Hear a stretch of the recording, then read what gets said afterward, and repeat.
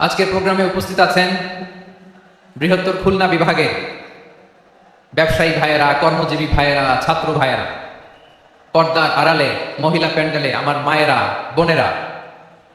উপস্থিত আছেন কওমি মাদ্রাসার মুহতামিম বৃন্দ, আলিয়া মাদ্রাসার প্রিন্সিপাল হুজুর, শিক্ষক বৃন্দ, ছাত্রবৃন্দ, ইমাম সাহেব, খতিব সাহেব, মুয়াজ্জিন সাহেব, আইন শৃঙ্খলায় কর্মরত ভাইয়েরা, ভলান্টিয়ার্স, মিডিয়া কর্মী, সাংবাদিক বন্ধুরা, ইউটিউবার্স, আমি সবাইকে অন্তরের অন্তঃস্থল থেকে শুভেচ্ছা জানিয়ে শুরু করতে চাই। প্রিয় ভাইয়েরা, আমি জানি যশোরের মানুষ খুবই well civilized, they know manners. তারা ম্যানার জানে, অতিথির সাথে কেমন আচরণ করতে হয় যশোরের লোকেরা এটা জানে কি জানে না বলেন? মাশাআল্লাহ। স্টেজ থেকে ইনস্ট্রাকশন আসলে সেটা শুনতে হবে, না শুনলে আমিও বলতে পারবো না, আপনারাও উপকৃত হবেন না। কোটি কোটি টাকা ব্যয়, অনেক পরিশ্রম সাপেক্ষে, অনেক ওয়েল ডিজাইন করে ওনারা প্রোগ্রাম করেছেন। শেষ অধিবেশন যদি আপনারা ধাক্কা ধাক্কি বিশৃঙ্খলা করেন, বঞ্চিত হব, আমরা বঞ্চিত হব, আপনারা বঞ্চিত হবেন। মিডিয়া কর্মীদের মাধ্যমে দেশে বিদেশে কোটি কোটি দর্শক তারা বঞ্চিত হবে। আর যদি একটা নীরব, নিস্তব্ধ, নিঝুম পরিবেশ আমাকে উপহার দেন, আমি জনগুরুত্বপূর্ণ, যেটা রাষ্ট্রের জন্য গুরুত্বপূর্ণ, যেটা সামাজিকভাবে আমাদের জন্য গুরুত্বপূর্ণ, আমার ব্যক্তি জীবনের জন্য গুরুত্বপূর্ণ, গোটা মানবতার জন্য গুরুত্বপূর্ণ, এরকম কিছু বার্তা আজকের এই ঐতিহাসিক যশোরের প্রোগ্রামে আমি রাখতে চাই ইনশাআল্লাহ। কিন্তু সেজন্য সহযোগিতা করতে হবে। যে ডান দিকের ছেলেরা মাশাআল্লাহ বলার সাথে সাথে ঠান্ডা, কিন্তু এখানে এখনো ঠান্ডা হচ্ছে না। তোমরা ভলান্টিয়ারদের কথা শোনো, জায়গা না পেলে পেছনে যাও, ধাক্কাধাক্কি করো কেন ভাইয়েরা? এটা করো না। এই যে তোমাদেরকে দেখতে পাচ্ছি তো, একে অপরকে ধাক্কা ধাক্কি করে আমাকে দেখার চেষ্টা, পেছনে চলে যাও। Move, move on, move, sit or move. আমি বারবার থামুন, চুপ করুন বলতে পারবো না। Sit or move on. 9টা প্যান্ডেল আছে, এখানে ধাক্কাধাক্কির কোনো মানি হয় না। তোমরা ধাক্কাধাক্কি করবা, এই জন্য প্যান্ডেল করা হয় নাই 9টা। বসো, কোনো কথা নাই, বসো বসো। কানগুলো খরগোশের কানের মতো খাড়া করো, কোনো আওয়াজ নেই, আওয়াজ নেই, কোনো আওয়াজ নেই। এই যে প্রিয় ভাইরা, আল্লাহর ওয়াস্তে চুপ করো। যশোরের ভাইরা, আল্লাহর ওয়াস্তে চুপ করো। আমি 10 থেকে 0 গুনবো, এরপরে যদি আওয়াজ হয় চলে যাবো, চলে যাবো, কিন্তু কোনো আওয়াজ নাই। আমি কিছু জিজ্ঞেস করলে উত্তর দেওয়ার সময় গলা ফাটায় আওয়াজ করতে হবে, ঠিক কিনা? বাস, এর বাইরে আর আওয়াজ নাই। 10 থেকে 0 গুনবো, হয় বসো, অন্য প্যান্ডেলে যাও, কোনো আওয়াজ হবে না। 10, 9, 8, 7, 6, 5, 4,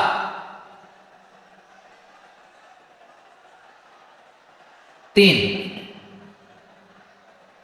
2, 1, 0। প্রিয় ভাইয়েরা, অনেক আলোচনা হয়েছে 3 দিন ব্যাপী। দেশ বরেণ্য, প্রথিতযশা ওলামায়ে হযরতদের মুখে আপনারা অসংখ্য কথা শুনেছেন। আমলের জন্য এগুলোই যথেষ্ট। নতুন করে আমার বলার কিছু দরকার নেই। নতুন করে উপস্থাপনের মতো বলার মতো আমার কাছে কিছু নাই। যা বলার 1500 বছর আগে আল্লাহ তাআলা উম্মাহকে বলে দিয়েছেন, ঠিক কিনা? এমন কিতাব দান করেছে যে কিতাবে ভুল নাই, যতই পড়ি ততই শেখা যায়। বিয়ন্ডলেস, বাউন্ডলেস, বটমলেস, কুল কিনারা নাই, কুল কিনারা বিহীন সাগর। পড়েন সুবহানাল্লাহ। গত 3 দিন ধরে স্কলাররা যে সমস্ত বিষয় কোরআন সুন্নাহর আলোকে আলোচনা করেছে, আমরা যেন সেগুলোর উপর আমল করতে পারি। আল্লাহ তৌফিক দান করুক, আমরা পড়ি আমিন। আসুন, এখানে আসার বসার, এই প্রোগ্রামে অংশগ্রহণ করার উদ্দেশ্যকে, নিয়াতকে আমরা খালিস করে নেই। আজকে আমরা যা শুনবো, শিখবো, আমলের নিয়তে শুনবো, ঠিক কিনা বলেন? শেষ পর্যন্ত নীরবতা বজায় রাখবেন। আমি উঠবো, আপনারা উঠবেন, এর আগে ওঠা যাবে না। স্কেডিউলে একটু চেঞ্জ এসেছে, এশার সালাত হয়নি। আমার আলোচনার পরপরই আজান হবে, এশার সালাতে আমরা জামাতে অংশগ্রহণ করে একসাথে বিদায় নেব ইনশাআল্লাহ। বলে বিশৃঙ্খলা করলে আমার বুঝাতে, পয়েন্টগুলো শেয়ার করতে দেরি হবে। আর এই যে এরকম নীরব নিস্তব্ধ থাকলে সুবিধা হবে। আল্লাহর ওয়াস্তে বি স্মার্ট। জায়গা না হলে চলে যাবেন, আওয়াজ করবেন না। ভলান্টিয়ার আওয়াজ হয় ইশারা ইঙ্গিতে। প্রিয় ভাইয়া, যে টপিকটি নিয়ে আমি আপনাদের সামনে আজকে কথা বলতে চাই, টপিকটি অনেক গুরুত্বপূর্ণ। টপিকটি হচ্ছে হিউম্যান রিসোর্স ডেভেলপমেন্ট, মানব সম্পদ উন্নয়ন। কারণ আল্লাহ তাআলা আমাদের যা দেখ আর না দেখ এটা দিছে। মানুষ আর মানুষ, 18 কোটি মানুষ, ঠিক কিনা? এই 18 কোটি জনসংখ্যার দেশে বসবাস করে আমরা খুশি না বেজার? খুশি হইতে হবে, বেজার হইেন না। জাপানের খবর জানেন? তাদের গ্রোথ রেট নিচের দিকে, উল্টো, জনসংখ্যা নাই। বাচ্চা নিলে, সন্তান নিলে গভর্নমেন্ট তাদের টাকা দেয়। আমাদেরকে আল্লাহ তাআলা দয়া করে মায়া করে এই সম্পদটা দিয়েছে। এই মানব সম্পদকে যেন আমরা কাজে লাগাই, ইনশাআল্লাহ। পড়েন সবাই। হিউম্যান রিসোর্স ডেভেলপমেন্ট অনেক জনগুরুত্বপূর্ণ বিষয়, খুব সেন্সিটিভ বিষয়, বুঝতে হবে। যশোরের স্মার্ট ছেলেরা, যে আমি যাদেরকে দেখতে পাচ্ছি, all are the Gen Z of Jashore. Gen Z, ওরা স্মার্ট, ওরা ইশারা ইঙ্গিতে কাজ করে। এই যে পুরো গদি উল্টায় দিচ্ছে, ঠিক কিনা? 24-এর ছাত্র নাগরিক অভ্যুত্থান আমাদের দেখিয়ে দিচ্ছে কিভাবে চোখের ইশারায় গদি উল্টে দিতে হয়। তো এই জেনজিদের নিয়ে বসেছে, ওরা তো স্মার্ট, ওরা ডিস্টার্ব করবে না। মেহরবানি করে আমার সাথে কানেক্ট করো, 1 to 1, brain to brain, eye to eye, eye contact করো আমার সাথে। তাকাও, কষ্ট হলো আমার দিকে তাকাও, আওয়াজ করা যাবে না, আমার দিকে তাকাও। প্রিয় ভাইরা, হিউম্যান রিসোর্স ডেভেলপমেন্টের ব্যাপারে কিছু কথা বলবো। এই যে আমাদের বিশাল জনসংখ্যা, এই জনসংখ্যাকে কি করে জনসম্পদে রূপান্তরিত করা যায়, এই ব্যাপারে কথা বলবো। আমি সূরাতুল বনী ইসরাইলের 70 নম্বর আয়াত তেলাওয়াত করেছি। এই আয়াতের আলোকে কিছু কথা আমি আপনাদের সামনে বলবো।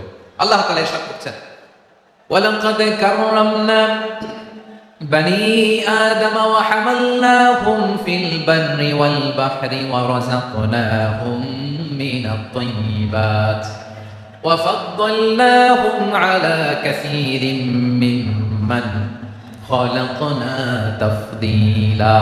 পড়েন আল্লাহু আকবার।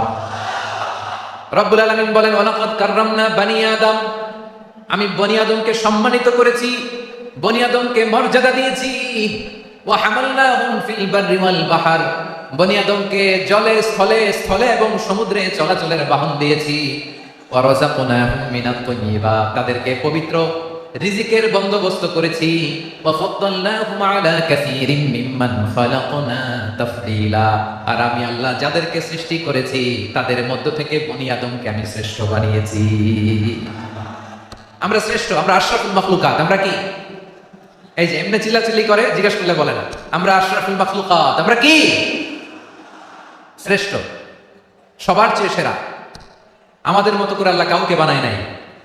2 পায়ে ভর করে, শির দ্বারা এরকম স্ট্যান্ড রেখে মাথা উঁচু করে দাঁড়াতে পারে এরকম কোন প্রাণী পৃথিবীতে আছে? এজন্য আল্লাহ বলেন, ওয়ালাকাদ কাররামনা বনী আদম, আমি বনী আদমকে সম্মানিত করেছি, তাদেরকে আমি মর্যাদা দিয়েছি। তাদেরকে আমি যত মর্যাদা দিয়েছি, আমার কোন সৃষ্টিকে এত মর্যাদা দেই নাই। পড়েন সুবহানাল্লাহ। I have dignified the status of the sons of Adam. আদমের সব সন্তানের মর্যাদা আমি বাড়িয়েছি। আল্লাহ এখানে বলেননি ওয়ালাকাদ কাররামনাল মুমিনিন, আমি মুমিনের মর্যাদা বাড়িয়েছি, বলেছেন? আল্লাহ এখানে বলেন নাই ওয়ালাকাদ কাররামনাল মুসলিমিন, আমি মুসলিমের মর্যাদা বাড়িয়েছি।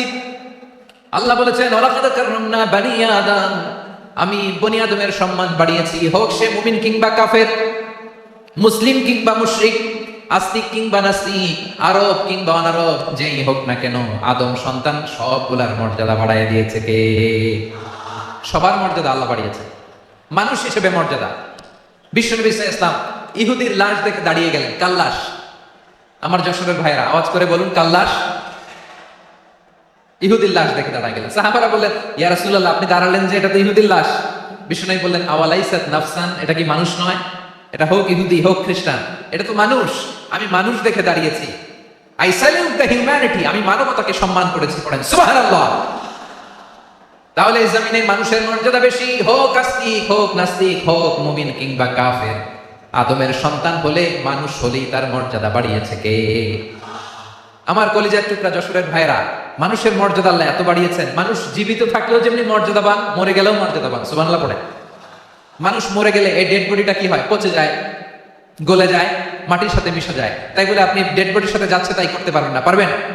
কেউ যদি অন্যায় করে, তাকে যদি আপনি শাস্তির আওতায় আনেন, যা মনে ইচ্ছা করতে পারবেন না। তারা আগুন দিয়ে পোড়াতে পারবেন না, নাক কাটতে পারবেন না, কান কাটতে পারবেন না, অঙ্গ বিকৃতি করতে পারবেন না। কারণ মানব জাতির মর্যাদা স্বয়ং দিয়েছে কে? ডেড বডি পচে যাবে, গলে যাবে। তারপরে ইসলাম বলে, না খবরদার, এই মরা লাশটার একটা মর্যাদা আছে না নাই? ইসলাম বলে, এই লাশটা গলে যাবে, পচে যাবে, কিন্তু এটার অমর্যাদা করো না। কর্পূর দিয়ে, খেজুর পাতা দিয়ে, এটাকে ওয়ার্ম ওয়াটার দিয়ে, গরম পানি দিয়ে ধৌত করো। সাদা শুভ্র ধবধবে কাপড় দিয়ে লাশটাকে তুমি কভার করো। তারপরে খাটিয়ার মধ্যে লাশটাকে রেখে বিশাল একটা প্রোগ্রাম করো, একটা ফিউনারাল প্রোগ্রাম করো।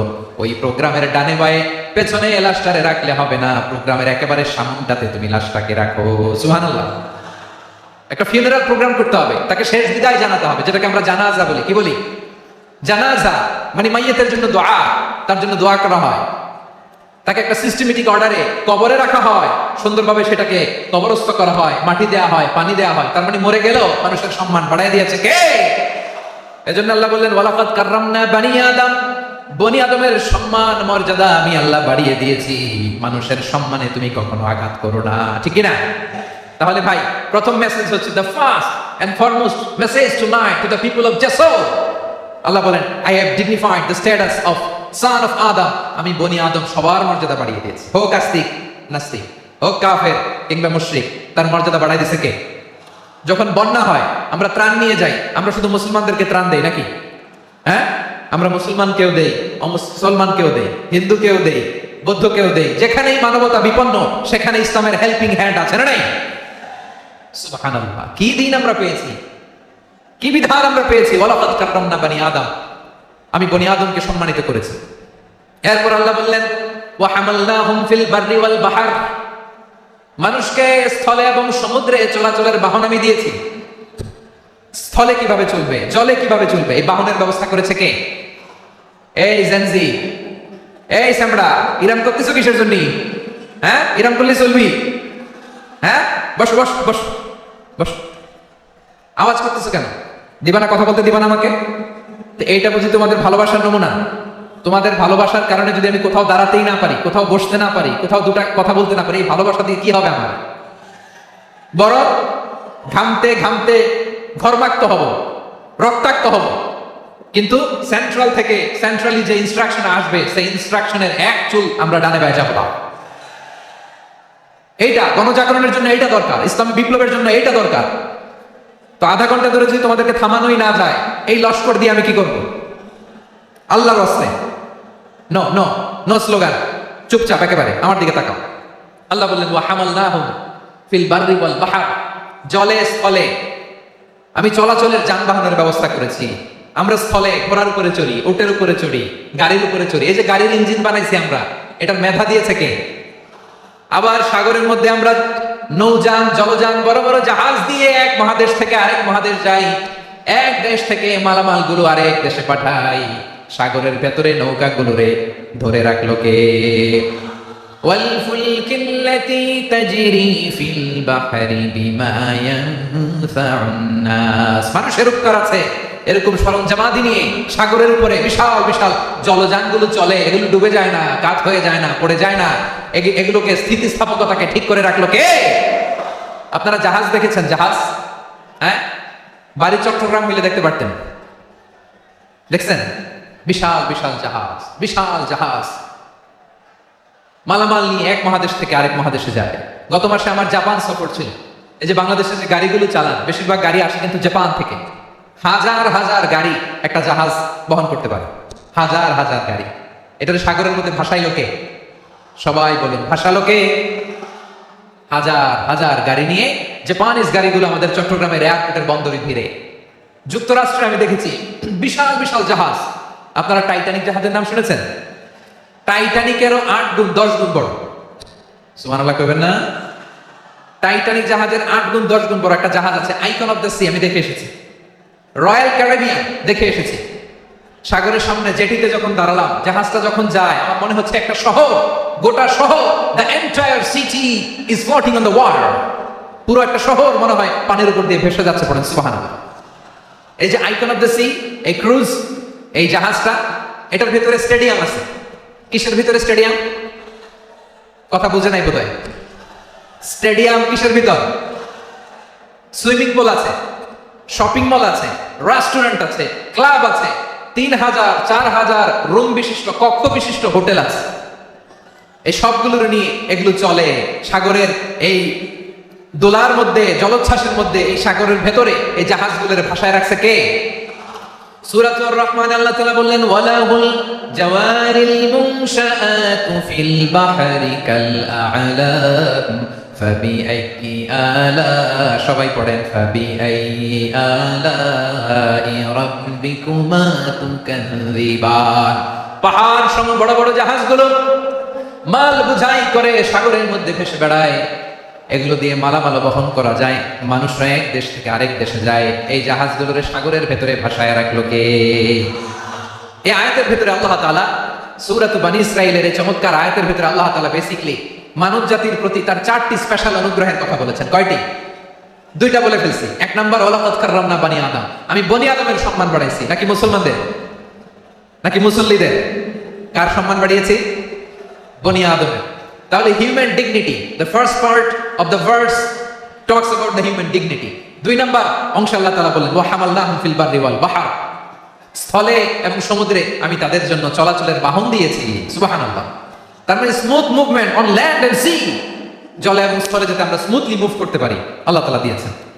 3 নাম্বার আল্লাহ তাআলা বললেন ওয়া রাযাকনাহুম মিনাত তাইয়্যিবাত, মানুষের জন্য আমি পবিত্র রিজিকের ব্যবস্থা করেছি। জলে এবং স্থলে যত প্রাণী আছে সবগুলা প্রাণীকে রিজিক দেয় কে?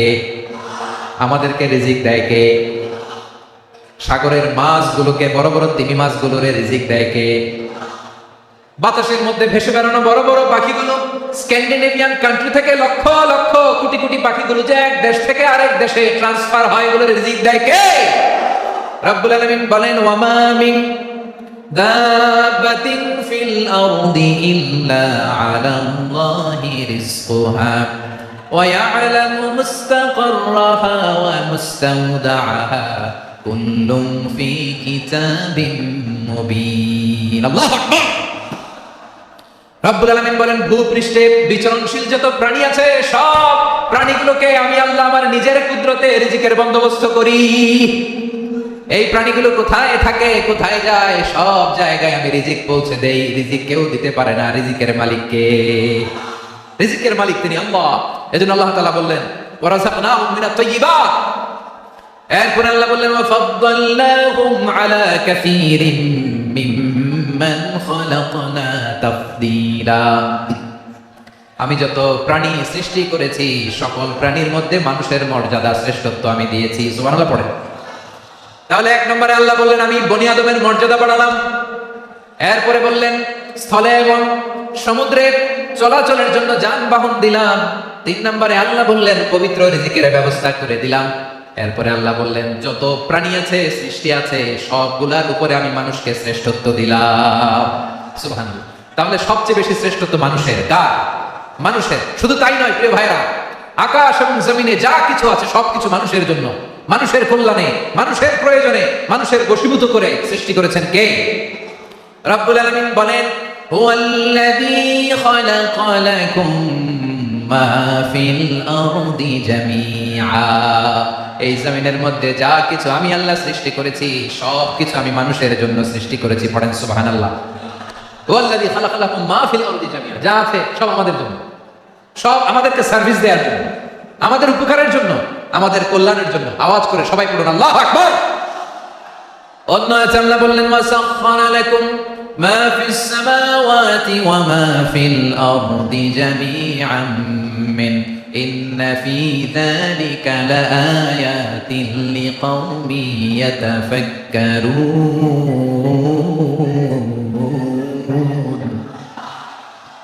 প্রথম আয়াতে আল্লাহ বললেন জমিনে যা আছে সব তোমাদের কল্যাণে আমি সৃষ্টি করলাম। এরপরে আল্লাহ বললেন আকাশে যা আছে সব তোমাদের জন্য সৃষ্টি করলাম, তোমাদের অনুগত বানিয়ে দিলাম। পড়েন সুবহানাল্লাহ। মানুষের কি ব্রেইন দেখেন, মানুষ জমিন ছেড়ে আকাশে চলে যায়। পাখি দেখে মানুষের শখ হলো পাখি যেহেতু উঠতে পারে আমরাও পারবো। অরবিল রাইট, উইলবার রাইট, 2 ভাই মিলে আঁকাঝোঁকা করতে করতে করতে করতে প্লেন বানায় ফেললো। সুবহানাল্লাহ।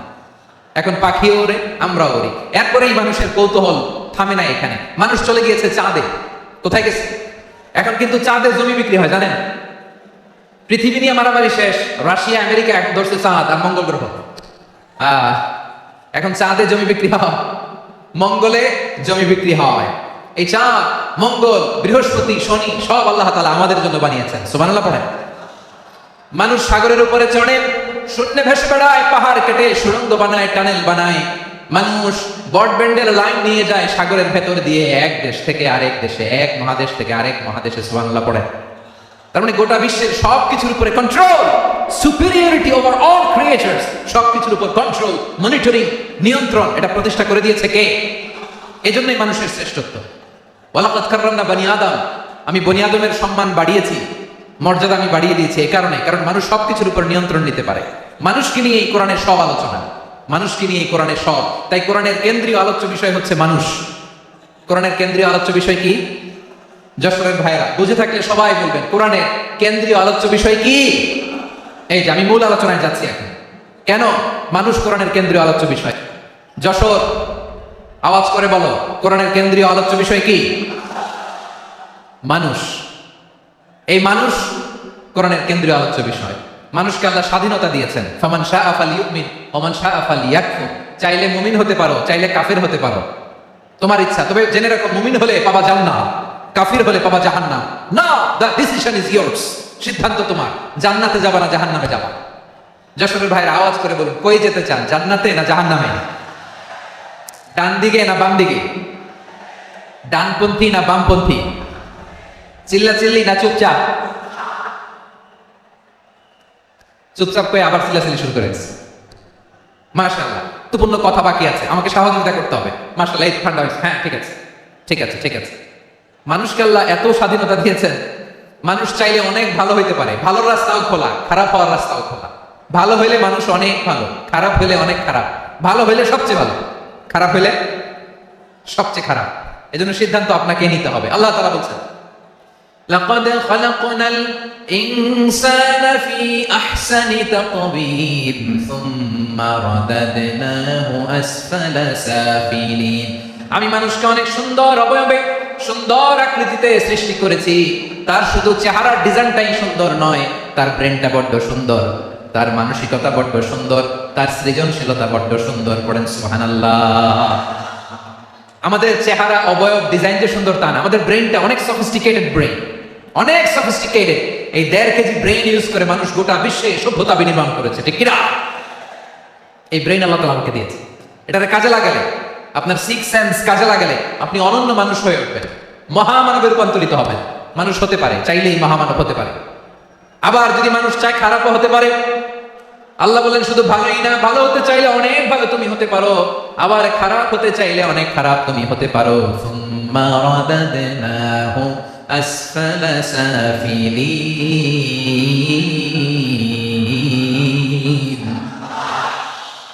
খারাপ হলে একেবারে খারাপ হতে পারো, নিকৃষ্ট হলে একেবারে নিকৃষ্ট হতে পারো, ভালো হলেও ভালো হতে পারো। সুবহানাল্লাহ। এবার আওয়াজ করে বলুন, ভালো হতে চাই না খারাপ, শ্রেষ্ঠ না নিকৃষ্ট? মানুষ ভালো হলে মানুষ ফেরেশতার চেয়েও ভালো, মানুষ খারাপ হলে সে পশুর চেয়েও খারাপ। কথা ঠিক কিনা বলেন? ভালো হলে ফেরেশতার চেয়েও ভালো, খারাপ হলে পশুর চেয়েও নিকৃষ্ট। তার মানে শ্রেষ্ঠত্বে মানুষ, শ্রেষ্ঠত্বে ফেরেশতাকে হার মানায়, আর অধপতনে শ্রেষ্ঠত্বে ফেরেশতাকে ছাড়িয়ে যায়, আর অধপতনে পশুকেও হার মানায়। আই রিপিট, আমি আবারও বলছি, মানুষ শ্রেষ্ঠত্বে ফেরেশতাকে ছাড়িয়ে যায়, আর অধপতনে সে পশুকেও হার মানায়। আওয়াজ করে বলতে হবে, ঠিক কিনা? এটার প্রমাণ কি? মানুষ শ্রেষ্ঠ হইলে যে ফেরেশতার চেয়েও সেরা, তার প্রমাণ কি? আল্লাহ তাআলা বলছেন, وَإِذْ قُلْنَا لِلْمَلَائِكَةِ اسْجُدُوا لِآدَمَ فَسَجَدُوا إِلَّا إِبْلِيسَ أَبَى وَاسْتَكْبَرَ وَكَانَ مِنَ الْكَافِرِينَ। আল্লাহ বলেন, স্মরণ করো সে সময়ের কথা যখন আমি ফেরেশতাদেরকে বললাম, ও ফেরেশতারা আদমকে সেজদা দাও। সব ফেরেশতারা সম্মান সূচক সেজদা আদমকে দিল, তারা আদমের জন্য সেজদায় লুটিয়ে পড়লো, একজন ছাড়া, তার নাম ইবলিস। আওয়াজ করে বলেন, তার নাম কি? সে অহংকার প্রদর্শন করলো, সে কাফের হয়ে গেল, বাকি সব ফেরেশতারা সেজদা দিল। সুবহানাল্লাহ।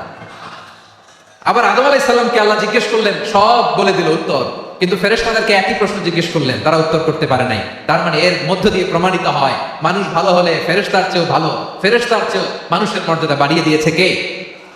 সব নূরের ফেরেশতা যখন মাটির আদমকে সেজদা দেয়, এটা প্রমাণ করে ফেরেশতার চেয়েও মানুষের মর্যাদা বাড়িয়ে দিয়েছে কে? তুমি মাটির আদমকে প্রথম সৃষ্টি করিয়া ঘোষণা করিয়া দিলে শ্রেষ্ঠ বলিয়া, তাই তো নূরের ফেরেশতা করে আদমকে সেজদা, ঠিক কিনা বলেন? তাই তো নূরের ফেরেশতা করে আদমকে সেজদা, সবার চেয়ে সম্মান দিলে মাটির আদমকে। আল্লাহু আল্লাহু তুমি জানলে জালালুহু, শেষ করা তো যায় না গে তোমার গুণগান। পড়েন না? পড়েন, আল্লাহু আল্লাহু তুমি জাল্লে জালালুহু, শেষ করা তো যায় না গে তোমার গুণগান। আল্লাহু আল্লাহু আল্লাহু আকবার। আদমের মর্যাদা বেশি, মানুষের মর্যাদা বেশি। মানুষ শ্রেষ্ঠ তার প্রমাণ নূরের ফেরেশতা মাটির আদমকে সেজদা করে আওয়াজ করে বলেন ঠিক কিনা। তাহলে মানুষ ভালো হলে ফেরেশতার চেয়ে ভালো। আবার মানুষ যদি খারাপ হয় সে পশুর চেয়েও খারাপ। অধপতনে পশুত্বকে হার মানায়। তার প্রমাণ কি? তার প্রমাণ হচ্ছে যশোরের ভাইরা দেখবেন পত্রিকায় নিউজ পেপারে মাঝে মাঝে এরকম দেখা যায়, এক মানুষ আরেক মানুষকে হত্যা করে 20 টুকরা করে বস্তার ভিতরে পড়েছে। আপনারা এই নিউজ পড়েন নাই না? দেখেন নাই? দেখছেন? মানুষ মানুষকে হত্যা করে কয় টুকরা? জোরে বলেন। এখানে ক্ষান্ত হয় না, আবার কোথায় পড়ছে? বস্তার ভেতরে। আচ্ছা, বুঝে থাকলে আওয়াজ করে বলেন, কোনদিন শুনছেন একটা হাতি আর একটা হাতিকে হত্যা করে 20 টুকরা করছে, এরপরে বস্তার ভিতরে পড়ছে? হয়েছে? তাহলে দেখেন, মানুষ যদি খারাপ হয় সে পশুকেও হার মানায়। চিল্লায় বলো ঠিক কিনা। এমনও দুশ্চরিত্র মানুষ আছে যার নজর থেকে 6 মাসের ছোট্ট মেয়ে থেকে শুরু করে 80 বছরের বৃদ্ধারাও নিরাপদ নয়। পশুকেও হার মানায়। মানুষের ঘর জ্বালিয়ে পুড়ে মেসাকার করে দেয়, জনপদের পর জনপদ জ্বালায় দেয়। এরকম আছে না নাই? বোমা মেরে শহরগুলো উড়িয়ে দেয়। এটা ইসরায়েল গাজার মধ্যে যে অ্যাটাক করেছে, এরা মসজিদ মানে নাই, মসজিদে বম ফেলেছে। এরা খ্রিস্টানদের চার্চ গির্জা মানে নাই, গির্জায় বম ফেলেছে। পৃথিবীর ইতিহাসে never happened in the history of the world that someone bombed on a hospital, on a ICU center. এমন হাসপাতাল যেখানে আইসিইউ রোগীরা আছে, ওই হাসপাতালের উপরও ইসরায়েলি সৈনিকেরা বোমা মেরেছে। জোরে বলেন ঠিক কিনা। এরা মানুষ? আওয়াজ করে বলেন, এরা মানুষ না। প্রিয় ভাইয়েরা, চোখ কান নাক মুখ থাকলেই মানুষ না। যা সামনে দেখেন এগুলো সব মানুষ না, এগুলো জনসংখ্যা। এগুলো কি? সবাই বলুন, এগুলো কি? বাড়ছে জনসংখ্যা, কমছে মানুষ। বাড়ছে জনসংখ্যা, কমছে।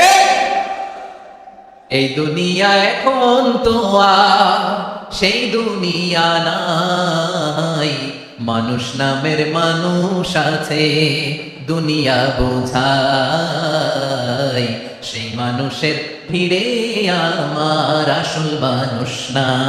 ঠিক কিনা? আসল মানুষের বড্ড অভাব, আসল মানুষের বড্ড অভাব। আমার ভাইয়েরা, মানুষ খারাপ হলে পশুকেও হার মানায়। আচ্ছা, আওয়াজ করে বলেন, এই যশোরের ছেলেরা দিক তাকাও, আওয়াজ করে বলেন, যে ইসরায়েলি সোলজাররা উপর থেকে বোমা মারল তারাও মানুষ? তারাও কি? ওরাও রক্তে মাংসে মানুষ, ওদেরও পরিবার আছে। বোমা মেরে যে মেয়েটাকে তারা অনাথ বানায়, ইয়াতীম বানায়, ও কিন্তু বাসায় ওর মেয়েটাকে রেখে আসছে। ঠিক কিনা বলেন? বম্বিং করে যে বাবাকে মেরে, স্বামীকে মেরে স্ত্রীকে বিধবা বানায়, তারও ঘরে স্ত্রী আছে। উপর থেকে বোম মেরে মানুষ মেরে দিচ্ছে, তারাও মানুষ। 1945 সালের 6 আগস্ট আমেরিকান সোলজাররা হিরোশিমায় বম মেরেছে। আমি নিজে দেখে এসেছি জাপানের হিরোশিমাতে। সকাল 8:15 মানুষ কেউ অফিসে যাচ্ছিল, কেউ খেতে খামারে কাজ করতে যাচ্ছিল। লিটল বয় নামে একটা বোম মেরেছে তারা। এই বোমের আঘাতে, পারমাণবিক এই বোমার রেডিয়েশনে আঘাতে বোম ব্লাস্ট হওয়ার পরে মুহূর্তের মধ্যে 1,40,000 নাই। উপর থেকে যারা মারতেছে এরাও মানুষ, যাদেরকে মারলো তারাও। তার মানে মানুষে মানুষের পার্থক্য আছে রে, মানুষে মানুষের পার্থক্য আছে। নাক কান চোখ মুখ থাকলেই মানুষ নয়। বাড়ছে জনসংখ্যা, কমছে মানুষ। চিল্লায় আমরা ঠিক কিনা? তাহলে আমরা বুঝলাম, মানুষ ভালো হলে অনেক ভালো, খারাপ হলে অনেক খারাপ। ও আমার কলিজার টুকরা যশোরের ভাইয়েরা, আসুন না 3 দিন ব্যাপী এই তাফসীরুল কোরআনের ঐতিহাসিক প্রোগ্রাম থেকে আমরা সিদ্ধান্ত নেই, আমরা ভালো মানুষ হব নাকি খারাপ মানুষ হব। কলিজা থেকে, প্রাণ থেকে আওয়াজ করে সবাই বলুন, ভালো মানুষ নাকি খারাপ মানুষ? ভালো মানুষ থেকে। ভালো মানুষ যারা জগৎটাকে এনলাইটেন করবে, যারা এনলাইটেন করবে, যারা সত্যের বীর সেনানী হয়ে দাঁড়াবে, যারা সত্যের পক্ষে কথা বলবে, যারা জালিমের মসনদকে ভেঙে খানখান করে দেবে। এরকম হওয়ার দরকার আছে না নাই? এরকম ভালো মানুষ আমরা হতে চাই কি চাই না? মানুষকে যত্ন নিলে মানুষ যে কত ভালো হয় আপনি কল্পনা করতে পারবেন না। এই যে আপনাদের যশোরে যে ভালো ছেলেগুলো আছে, যে ভালো তরুণগুলো আছে, যে যুবকগুলো আছে, যে ভালো আলেমরা আছে, ভালো নেতারা আছে, সবাই যদি তাদের মতো হতো, পুরো যশোরটা একটা জান্নাতের টুকরা হয়ে যেত। আওয়াজ করে বলেন ঠিক কিনা? মানুষকে নার্চারিং করলে, মানুষকে পলিশ করলে, মানুষকে গ্রুমিং করলে, মানুষকে সঠিক তারবিয়া দিলে মানুষ অনন্য হয়ে ওঠে। প্রতিটি মানুষ অনন্য। আমি অনন্য, আপনি অনন্য, আমরা সবাই অনন্য। সুবহানাল্লাহ বলেন। মানুষকে আল্লাহ তাআলা দিয়েছেন অসীম ক্ষমতা, অসীম ক্ষমতা। সুবহানাল্লাহ। একটা মানুষ পারে না এমন কিছু নাই, একটা মানুষ পারে না এমন কিছু নাই। বিশ্বাস করতে হবে, মানুষ যা কল্পনা করতে পারে ওইটা মানুষ করে দেখাতে পারে। যশোরের ভাই, আই রিপিট, আমি আবারও বলছি, এই চিল্লাচিল্লি করলে আমার এই গুরুত্বপূর্ণ কথা তোমরা মিস করবা, মিস করবা। কপাল পড়া হয় না, আওয়াজ করে কপাল পড়া হবে না। আমার দিকে তাকাও। মানুষ, মানুষ যা কল্পনা করতে পারে সেটা মানুষ করে দেখাতে পারে। তুমি তোমার কল্পনার রাজ্যকে সাজাও, তোমাকে হারাতে পারে এমন কোন শক্তি আল্লাহর জমিনে না। তোমার কি শক্তি, কি সম্ভাবনা তুমি জানোই না মিয়া। তুমি এদিকে তাকাও কেন? তোমার রাস্তা তো ওই দূরে। তুমি কোথায় যাবে, আল্লাহ তোমার টেনে কোথায় নিয়ে যাবে তুমি কিছুই জানো না। Plan B, dream B. কল্পনার শক্তিকে বড় করো। মানুষ যা কল্পনা করতে পারে মানুষ তা করে দেখাতে পারে। মানুষের কাছে অসাধ্য কিছু নাই, মৃত্যু ছাড়া, এক্সেপ্ট ডেথ। মৃত্যু ছাড়া মানুষ সবকিছুকে জয় করতে পারে।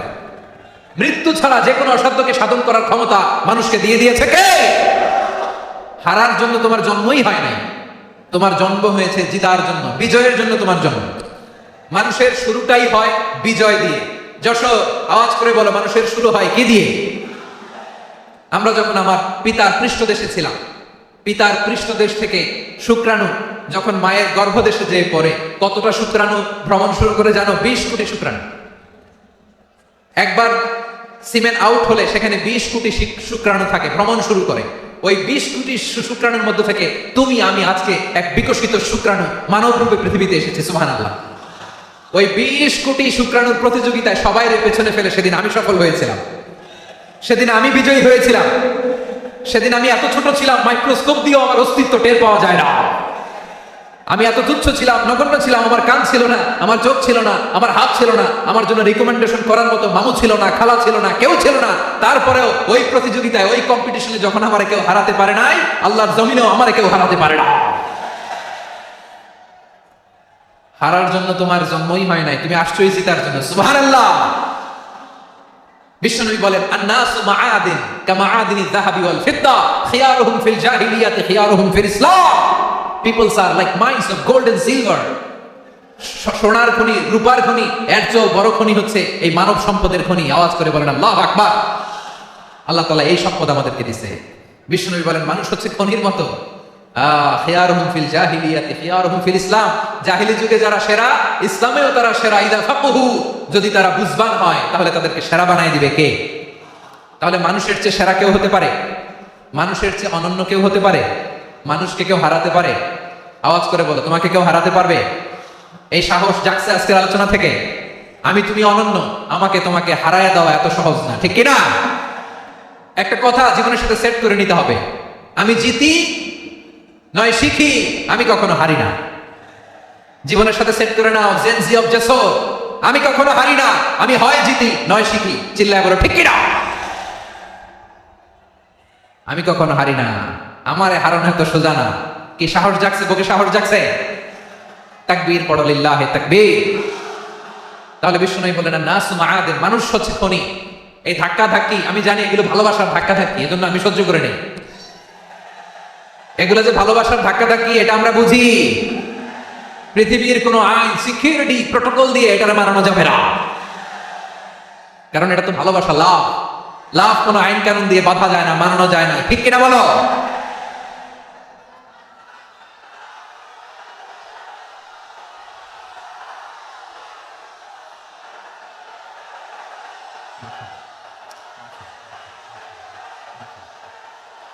ঠিক আছে, বসুন বসুন বসুন। আল-নাসু মাআদিন, মানুষ হচ্ছে খনি। এই খনির যত্ন নিতে হবে। আমার মা বাবা যারা এসেছেন, আপনার ছেলে মেয়ের যত্ন নেন।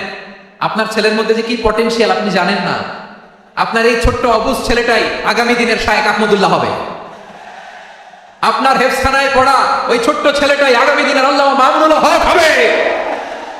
আপনার ওই ছেলেটা আমির হামজা হবে, আব্দুল হাই সাইফুল্লাহ হবে।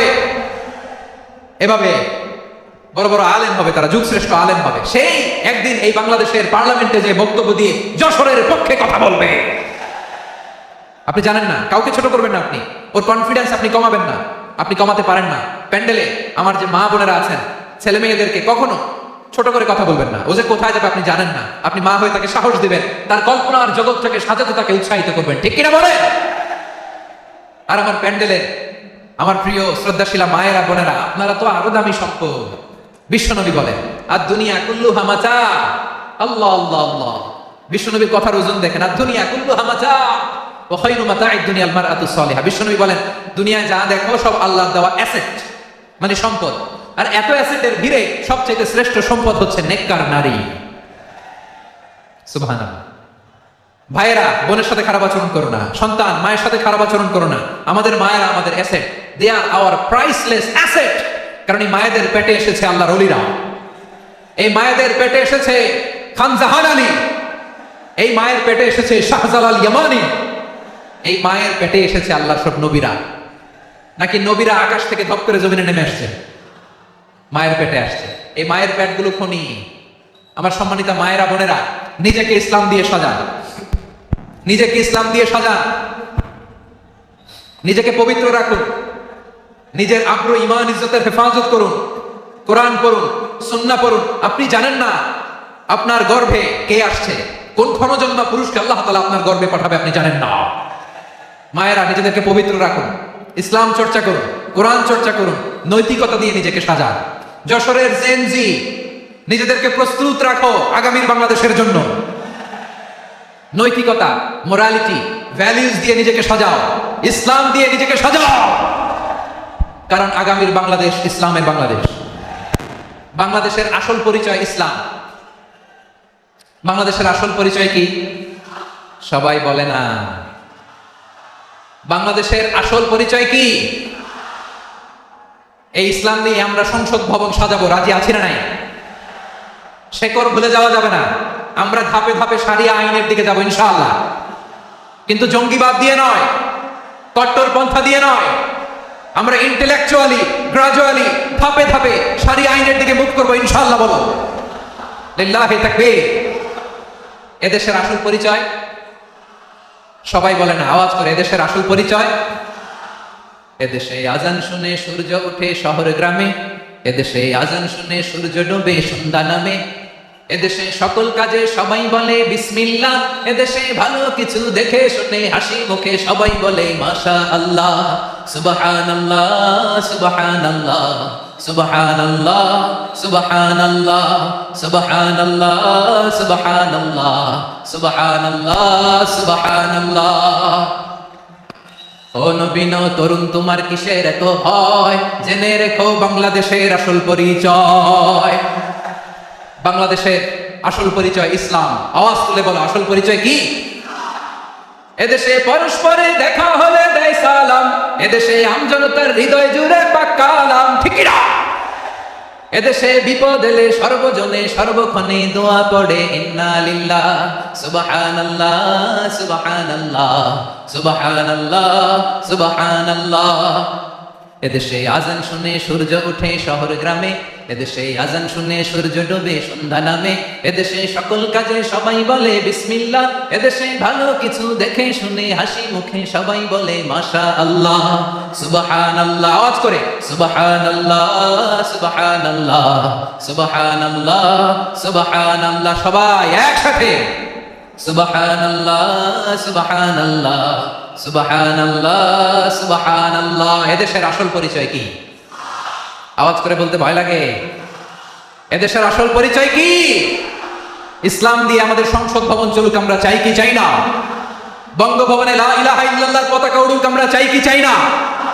প্রতিটি জেলা অফিসে, ডিসি অফিসে লা ইলাহার পতাকা ঝুলুক, আমরা চাই কি চাই না?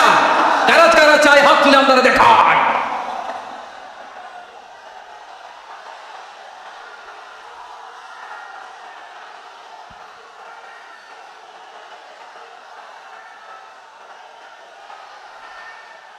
মাশাআল্লাহ মাশাআল্লাহ মাশাআল্লাহ মাশাআল্লাহ।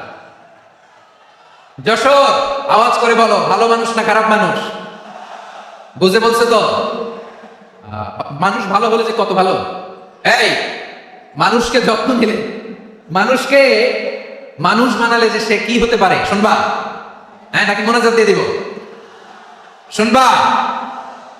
তাহলে থামতে হবে। থামো, আমি যখন বলবো থামো থামো, তাকবীরের সময় দিলে তাকবীর, থামো থামো। মানুষকে যত্ন নিলে, এই এদিকে এদিকে, ড্রোন নামায় ফেলো। হয়েছে, ড্রোনের ফুটেজ হয়ে গেছে, এবার ড্রোন নামায় ফেলো। আমার দিকে তাকাও। মানুষকে, তোমরা এদিক সেদিক তাকালে তো গুরুত্বপূর্ণ পয়েন্ট মিস হয়ে যাবে। এদিকে এদিকে, হ্যাঁ মাস, ঠিক আছে। এদিকে। মানুষকে যত্ন নিলে মানুষের মধ্যে যারা কি পটেনশিয়াল রেখেছে, আমি জাপানের দুইটা উদাহরণ দিই। জাপানে এই এই এভাবে এভাবে হবে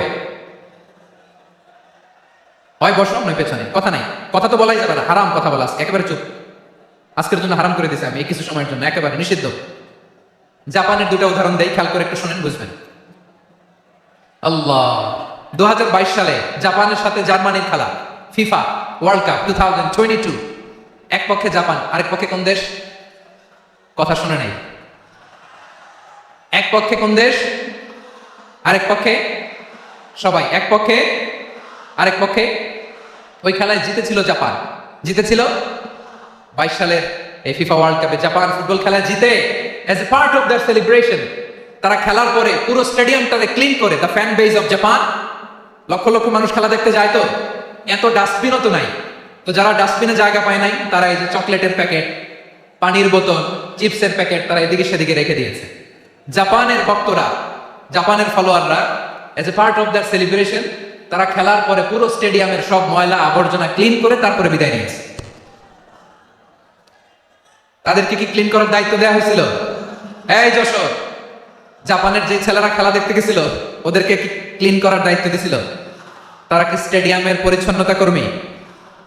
তাদের আকল, তাদের সিক্স সেন্স তাদেরকে বলেছে। ছোটবেলা থেকে জাপান গভর্নমেন্ট ওদেরকে এত পরিচ্ছন্নতা শেখায়, ক্লিনলিনেস অ্যাওয়ারনেস ক্যাম্পেইন করায়। ক্লাসে আমি দেখেছি, ক্লাসে নিজের বেঞ্চ নিজে মুছে, ক্লাসের মাঝখানে একটা সময় দেয়, নিজের টেবিল নিজে মুছে, নিজের ক্লাসরুমটা নিজে পরিষ্কার করে। রাস্তাঘাটে একটা ধুলা নাই, ময়লা নাই, একটা টিস্যু নাই। খেলার পরে গোটা বিশ্বকে তাক লাগিয়ে দিয়েছে। জাপানের ফ্যানরা সবার রেখে যাওয়া গার্বেজ, টিস্যু, বোতল পরিষ্কার করে তারপরে স্টেডিয়াম থেকে বিদায় নিয়েছে। আমরা কেন এমন হইতে পারলাম না? আমরা কেন এমন হইতে পারলাম না? জাপানের যারা এগুলো করছে, ওদের 3টা করে চোখ না, চোখ তো 3টা, জাপানো লাগো, জাপানো লাগো, হাত তো 4টা, কান তো 6টা। হ্যাঁ, নাকি আমার মতো 2 হাত 2 কানালা মানুষ? চোখে দেখলে ওটা মানুষ না। চিন্তা করছেন? তার মানে জাপানিজদেরকে যে গ্রুমিং করে শিখানোর মাধ্যমে পরিচ্ছন্ন বানানো গেছে। ওরা যেমনি মানুষ, আমরাও মানুষ। আমাদের সন্তানদেরকে শেখালে তারাও পারবে, পারবে কিনা? 2 নম্বর উদাহরণ বলি। চট্টগ্রাম ফেনীতে যারা গিয়েছেন, মেঘনা গুমতি ব্রিজ প্রকল্প নাম শুনছেন? মেঘনা একটা ব্রিজ পার হওয়া লাগে।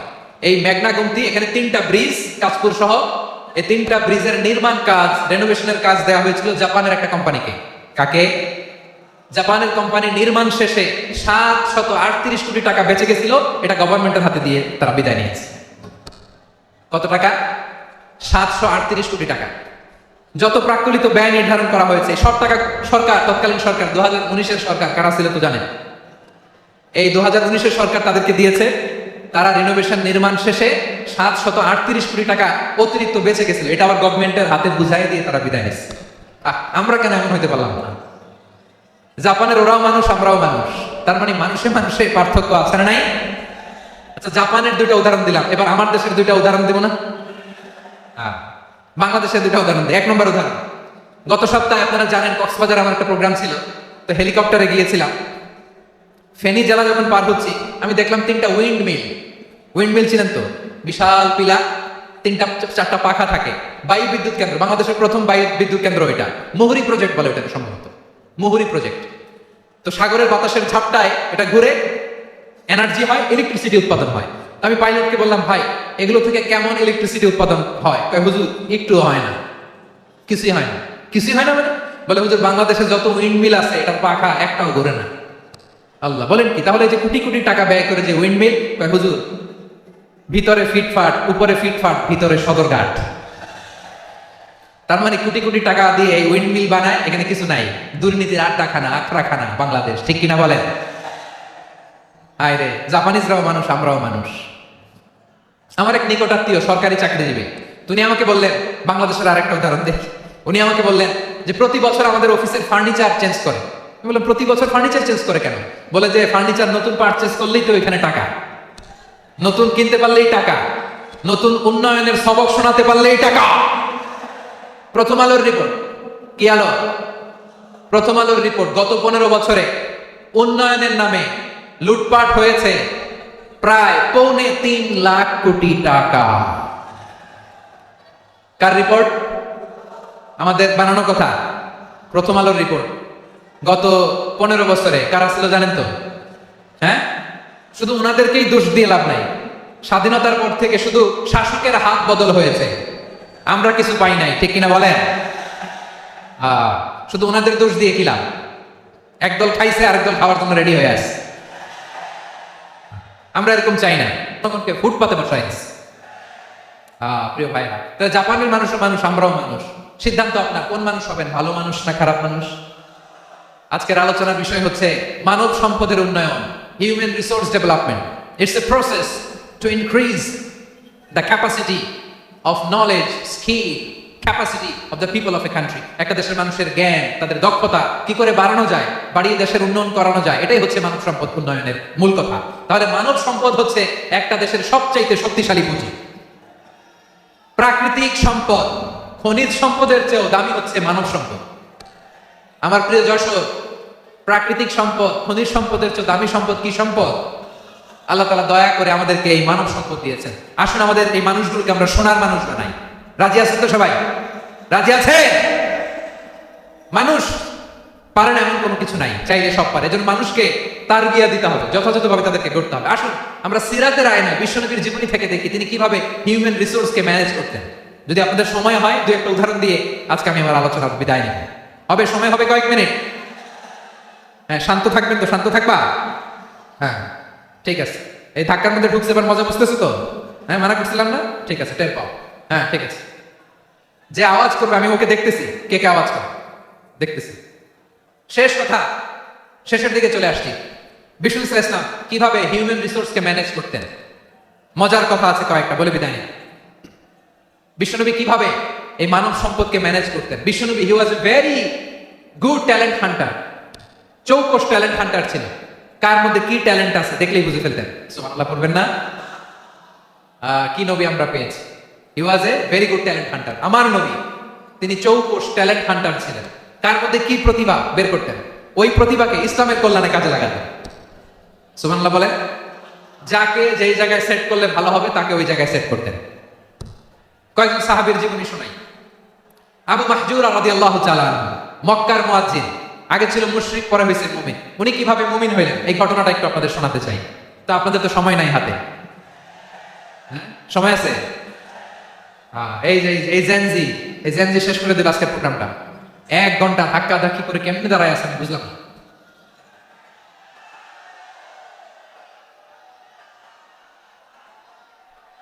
না, তাকবির না, তাকবির না, চুপ করতে হবে। What I need you stop, just shut up, চুপ। হ্যাঁ, ঠিক আছে। আবু মাহজুরা রাদিয়াল্লাহু তাআলা আনহু কিভাবে মুসলিম হলেন আওয়াজ করে শুনেন। হুনাইনের যুদ্ধ, 8ম হিজরি। বিষ্ণু ইসলাম হুনাইনের যুদ্ধ শেষে ফিরতেছেন, পথিমধ্যে বেলাল রাদিয়াল্লাহু তাআলা আনহু, এই যে আবার কথা, আই রে আল্লাহ রে, এখানে ধাক্কা থাকি কেন? চলে যাও, পেছনে যাও, যাও পেছনে যাও। কি আজীব তামাশা! যেখানে যায় এখানে ধাক্কা ধাক্কি, মারামারি, গায়ের উপরে, কাঁধের উপরে, শাউটিং। অনেক গুরুত্বপূর্ণ কথা পয়েন্ট করে নিয়ে আসে যে বলবো, এই শাউট করার কারণে প্রোগ্রামটাই নষ্ট করে দেয়। আসছে আমরা ভালোবাসা দেখাইতে, প্রোগ্রামটা শেষ করে দিয়ে চলে যায়। স্টপ, আবার কথা বল, স্টপ। হুনাইনের যুদ্ধে 8ম হিজরি। কত হিজরি? সবাই বলেন না একটু, কত হিজরি? 8ম হিজরিতে হুনাইনের যুদ্ধে রাসূল সাল্লাল্লাহু আলাইহি ওয়াসাল্লাম ফিরে আসতেছেন মদিনায়। পথিমধ্যে বেলাল রাদিয়াল্লাহু তাআলা আনহু আযান দিচ্ছেন। কি দিচ্ছেন? তো পাশে ছিল মুশরিকদের একটা পল্লী, কিছু মুশরিক তরুণ, কিছু অমুসলিম কিশোর, তারা আযানকে ব্যঙ্গ করতেছে। আমাদের বাংলায় মুখ ভাঙানো বলে আর কি। বেলাল রাদিয়াল্লাহু তাআলা আনহু আযান দিচ্ছেন, ওই বাচ্চাগুলো মুশরিক তো, ওরা আযানকে ব্যঙ্গ করতেছে। বিকৃতি করে ওরাও আজান দিচ্ছে, উদ্দেশ্য হচ্ছে আজানকে নিয়ে ঠাট্টা করা। উদ্দেশ্য কি? ঠাট্টা করা। ব্যাপারটা মনে কষ্ট পাওয়ার মতো ব্যাপার না? কিন্তু বিশ্বনবী ওইখানে দেখেন কি খুঁজলেন। বিশ্বনবী খেয়াল করলেন অমুসলিম কিশোরদের মধ্যে থেকে একটা কিশোরের গলাটা বড় দরাজ গলা, কণ্ঠটা বড় সুন্দর। খেয়াল করে দেখলেন যে কিছু কিশোর বেলালের আজানকে ব্যঙ্গ করে, বিকৃতি করে, কিন্তু একজনের কণ্ঠ দেখতে পাচ্ছেন না এত দূরে, কিন্তু কণ্ঠটা বড় সুন্দর, দরাজ গলা। বিশ্বনবী সাহাবীদেরকে বললেন ধরো, এগুলারে ধরো। সবগুলারে ধরে বিশ্বনবীর সামনে আনা হলো। ওরা হাঁটু গেড়ে বসলো। বিশ্বনবী বললেন তোমাদের মধ্যে কে যেন ব্যঙ্গ করে আজান দিচ্ছিল, তার গলাটা বড় উঁচু, গলার বেসটা বড় মজবুত, মেলোডিয়াস, সুমধুর কণ্ঠ, কে? আবু মাহজুরা বলে আমার বন্ধুরা সবাই আমার দিকে আঙ্গুল দেখায়, আমি পড়ে গেছি বিপদে। রাসূল সাল্লাল্লাহু আলাইহি ওয়াসাল্লাম বাকি অমুসলিম তরুণদেরকে ছেড়ে দিলেন, বললেন তোমরা যাও। এবার আবু মাহজুরারে পাইছে। আবু মাহজুরার চুলের মধ্যে হাত দিলেন বিশ্বনবী, মাথায় হাত দিয়ে বললেন এবার আজান দাও দেখি। আবু মাহজুরা বলে আমি তো আজান দিতে জানি না, কারণ আমি তো বেলালেরটা শুইনা দিছি, আমার তো মুখস্থ নাই, আমি তো আজান দিতে জানি না।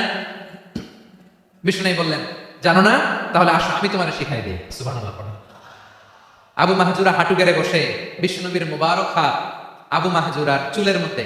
বিশ্বনবী আজানের মুআল্লিম আবু মাহজুরাকে বলতেছে ঠিক আছে তোমারে শিখাই দিচ্ছি, আমি যা যা বলবো আমার সাথে সাথে বলো, পারবা? আবু মাহজুরা বলে পারবা। বিশ্বনবী আজান দিচ্ছেন মাথায় হাত দিয়ে, আল্লাহু আকবার, আল্লাহু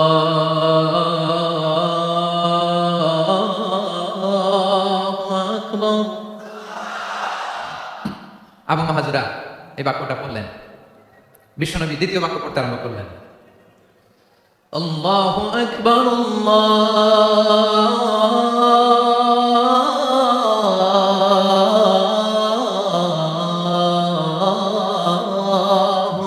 আকবার।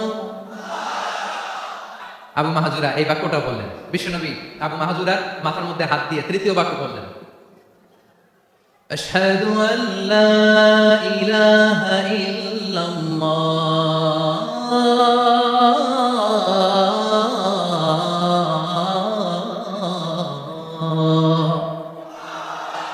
আবু মাহজুরা তৃতীয় বাক্য বললেন। বিশ্বনবী একটা বাক্য পরে আবু মাহজুরা পরে, বিশ্বনবী পরে আবু মাহজুরা পরে। আবু মাহজুরা কিন্তু অমুসলিম, মুশরিক। আবু মাহজুরা বলে এক একটা বাক্য পড়ি আমার কলিজাটা গলে ঠান্ডা হয়ে যায়। এতদিন মোহাম্মদকে গালি দিতাম, এখন মোহাম্মদ আমার মাথায় যখন হাত রাখছে আমার সারা শরীর ঠান্ডা হয়ে গেছে। বিশ্বনবী আজান শিখাচ্ছেন, একটা একটা বাক্য পড়ে আবু মাহজুরাও পড়ে, বিশ্বনবী পড়ে, আবু মাহজুরাও পড়ে। পুরো বাক্যগুলো যখন শেষ, আজান শেষ, আবু মাহজুরাও যখন পুরো আজান করলেন, আবু মাহজুরা বললেন এতদিন মোহাম্মদের চেহারা দেখলে আমার ঘৃণা লাগতো, আজ থেকে মোহাম্মদের চেহারার চেয়ে প্রিয় চেহারা আমার কাছে নাই। আবু মাহজুরা বললেন ও মোহাম্মদ, আজানের বাক্য তো আপনি আমারে শেখালেন, এখানেই শেষ করবেন না, আপনি আমারে পড়ায় দেন লা ইলাহা ইল্লাল্লাহু মুহাম্মাদুর রাসূলুল্লাহ সাল্লাল্লাহু আলাইহি ওয়াসাল্লাম। বিশ্বনবীর সাথে দাঁড়িয়ে উনি শাহাদা পড়ে মুসলমান হয়ে গেলেন। এবার আবু মাহজুরা বলে ইয়া রাসূলুল্লাহ, ইয়া হাবিবাল্লাহ, আমি মুমিন হয়েছি, মুসলমান হয়েছি, আপনার কাছ থেকে আযান শিখার সৌভাগ্য আমি লাভ করেছি। নবী আমার কণ্ঠের বড় তারিফ করেছেন, আপনি আমার আযানকে আপনি পছন্দ করেছেন। একটা জিনিস আপনার কাছে চাই, আপনি আমাকে মক্কার মসজিদুল হারামের মুয়াজ্জিন হিসেবে অ্যাপয়েন্ট করে দেন। বিষ্ণু ইসলাম বললেন যাও আবু মাহজুরা, আমি তোমাকে পৃথিবীর শ্রেষ্ঠতম মসজিদ মক্কার মসজিদুল হারামের মুয়াজ্জিন হিসেবে অ্যাপয়েন্ট করে দিলেন। দেখছেন কিভাবে ট্যালেন্ট হান্টিং করতে হয়, কিভাবে হিউম্যান রিসোর্স মানব সম্পদকে ব্যবহার করতে হয়। আসছিল আজানকে ভেঙাইতে, আসছিল কেন? আজানকে ব্যঙ্গ করার জন্য, বিকৃত করার জন্য। আজানকে বিকৃত করতে যে ইসলামের সবচেয়ে শ্রেষ্ঠ মসজিদের মুয়াজ্জিন হয়ে গেল। পড়েন সুবহানাল্লাহ। হযরত আবু মাহজুরা রাদিয়াল্লাহু তাআলা আনহু ওনার এই সুরলিত কণ্ঠ ব্যবহার করে মসজিদুল হারামে এত সুন্দর করে আল্লাহু আকবার বলে আজান দিতেন। মানুষগুলোর, মুসল্লিগুলোর, মক্কাবাসীর হৃদয়কে তিনি বিগলিত করে দিতেন, মানুষের হৃদয়কে ঠান্ডা হয়ে যেত। শুধু এখানেই শেষ না আমার যশোরের ভাইয়েরা, বিশ্বনবী যখন সাইয়েদনা আবু মাহজুরা রাদিয়াল্লাহু তাআলা আনহুকে আযান শিখাচ্ছিলেন, বলেন তো বিশ্বনবীর হাতটা কোথায় ছিল? আবু মাহজুরার মাথার সামনে, এই চুলের উপরে ছিল। আবু মাহজুরা ওই স্মৃতিটাকে ধারণ করবার জন্য, ওই স্মৃতিকে বহন করার জন্য বিশ্বনবীর মোবারক হাত আবু মাহজুরার কপালের চুলের যেই জায়গায় লেগেছে, মৃত্যুর আগের দিন পর্যন্ত আবু মাহজুরা মাথার ওই চুলে কোনোদিন ছুরি আর কামার লাগায় না, সেখানে কেচি লাগায় নাই, চুলের মধ্যে খুর লাগায় নাই। আবু মাহজুরা ডান দিকের চুল কাটতো, বাম দিকের চুল কাটতো, পেছনের চুল কাটতো, সামনের চুল কাটতো না। আবু মাহজুরা রাদিয়াল্লাহু তাআলা আনহুর সামনের চুলগুলো বড় হতে হতে যখন এত বড় হয়ে যায়, তিনি চুলগুলো পেঁচিয়ে মাথার মধ্যে রাখতেন, তারপরে তিনি পাগড়ি পরতেন। সবাই জিজ্ঞেস করতো, আবু মাহজুরা, এটা আবার কেমন স্টাইল? দেখতে তোমার কি বিদঘুটে লাগে?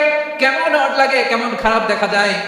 মক্কায় এমন কোন মানুষ তো দেখি নাই, ডানে চুল কাটে, বায়ে চুল কাটে, পেছনে চুল কাটে, সামনে কাটে না। ওরে আবু মাহজুরা, কেমন দেখা যায় তোমারে? তুমি সামনের চুল কাটো না কেন? আবু মাহজুরা বলে, আমি হাঁটু গেড়ে পেয়ারা নবীর সামনে বসেছিলাম, আমার এই মাথার চুলের মধ্যে মুবারক হাত লাগিয়ে বিশ্বনবী নিজে আমাকে আজানের প্রতিটা বাক্য শিক্ষা দিয়েছেন। বিশ্বনবীর মুবারক হাত, পবিত্র হাত আমার মাথার চুলের যে জায়গায় লেগেছে, আমি চাই ওই চুলগুলা নিয়ে আমি আমার কবরের ভিতরে যাব। সাইয়েদনা আবু মাহজুরা রাদিয়াল্লাহু তাআলা আনহু ইন্তেকালের আগের পর্যন্ত মাথার সামনের চুলগুলা কাটে নাই। মাথার সামনের চুল তিনি কাটেন নাই। সুবহানাল্লাহ বিহামদি। কেমন ভালোবাসতেন বিশ্বনবী সাহাবীদেরকে, সাহাবারা কেমন ভালোবাসতেন বিশ্বনবীকে।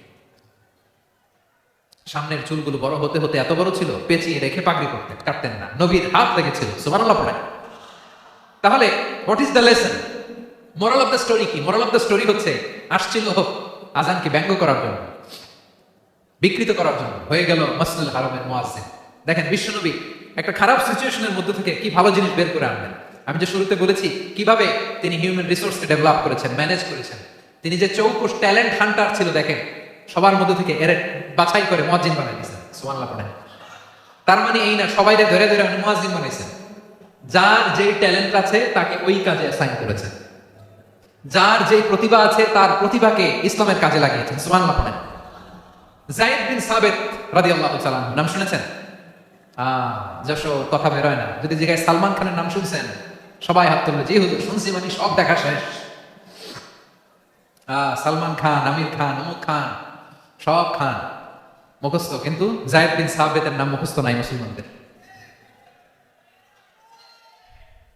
যেই সাহাবী মাথার সামনের চুল কাটে নাই, মসজিদুল হারামের মুয়াজ্জিন বানাইছেন বিশ্বনবী, সাহাবীর নাম কি? খায়া ফেলেছে, স্লোগানের সাথে খায়া ফেলেছে। আবু মাহজুরা। কি নাম? আবু মাহজুরা আল জুমাহি রাদিয়াল্লাহু তাআলা। এই নামটা আজকে নিয়ে যাইতে হবে যশোর। আবু মাহজুরা রাদিয়াল্লাহু তাআলা। দুই নম্বরে বলছিলাম যায়েদ বিন সাবিত রাদিয়াল্লাহু তাআলা। বিশ্বনবী দেখলেন মদিনার এই আনসারী সাহাবী হাইলি ট্যালেন্টেড, ইন্টেলেকচুয়াল, মেরিটোরিয়াস, জ্ঞানের প্রতি তার আকর্ষণ, মারাত্মক আকর্ষণ। বিশ্বনবী তাকে দায়িত্ব দিলেন, কোরআন যা নাজিল হয় তুমি লিখো, কাতিবুল ওয়াহি বানাই দিলেন। সুবহানাল্লাহ। যায়েদ বিন সাবিতের আবার আযান শেখান নাই, কারণ তার মধ্যে বিশ্বনবী প্রতিভা দেখেছেন, একাডেমিক প্রতিভা। বিশ্বনবীর একাডেমিক প্রজেক্ট গুলো তিনি হ্যান্ডেল করতেন। যায়েদ বিন সাবিত ছিল বিশ্বনবীর ব্যক্তিগত সচিব। কি ছিল? ব্যক্তিগত সচিব। বোঝেন নাই? বিশ্বনবীর ব্যক্তিগত সচিব এবং দোভাষী। ইহুদিরা কিছু লিখে দিলে এটার অর্থ বিশ্বনবীর বুঝায় দিতেন, আবার ইহুদিদের কাছে কিছু লিখতে হলে তিনি লিখে দিতেন। বিশ্বনবী একদিন বললেন, ইন্নী ওয়াল্লাহি মা আমানু ইয়াহুদা আলা কিতাব। ইহুদিরা যে চিঠি পাঠায় অর্থ তো বুঝি না, আরেক ইহুদি আইনে অর্থ করা লাগে। আবার ইহুদিদের কাছে কিছু লিখে পাঠাইতে চাইলে আমরা তো লিখতে পারি না, ইহুদিরে দিয়ে লেখা লাগে। ওরা যে কইরা শোনায় লিখে দেয়, আমি ওদের বিশ্বাস করি না। আমার নিজের একজন লোক দরকার। বিশ্বনবী যায়েদ বিন সাবিতকে চুজ করলেন ল্যাঙ্গুয়েজের জন্য।